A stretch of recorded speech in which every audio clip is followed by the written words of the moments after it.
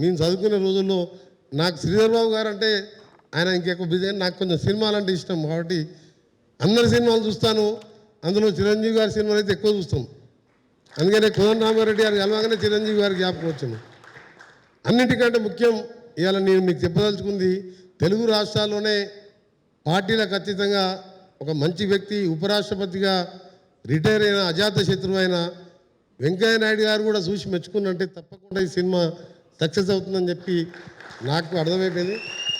దీంతోపాటు మీ టెక్నికల్ సిబ్బందికి, హీరోయిన్స్కి all the best అండి. ఫ్యూచర్లో మీరు కూడా మంచి సక్సెస్ కావాలి. మీన వాళ్ళందరూ కూడా పరిచయమే నాకు.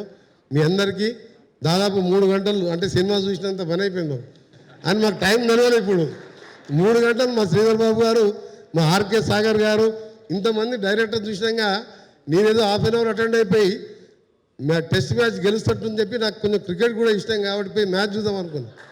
కానీ ఆ మ్యాచ్ గురించే మర్చిపోయినాం. ఆ ట్రైలర్ చూస్తుంటే, ఆ సాంగ్ చూస్తుంటే, నాకు ఆయుధం అవసరం లేని చెప్పి ఆ డైలాగ్ చెప్పే తీరు చూస్తుంటే ఆర్కే సాగర్ డెఫినెట్గా మంచి హీరో అవుతాడు. నా సపోర్టు, మా సినిమా తెలంగాణ గవర్నమెంట్ సపోర్ట్తో పాటు సినిమాటోగ్రఫీ మినిస్టర్గా మీ సినిమా ప్రమోషన్ కావాల్సిన విషయాల్లో కానీ, ఫ్యూచర్లో నువ్వు ఏదైనా యాక్టింగ్ చేసుకున్నా తప్పకుండా నా పూర్తి సహకారం, మా శ్రీధర్ బాబు గారి సహకారం నీకు ఉంటుంది.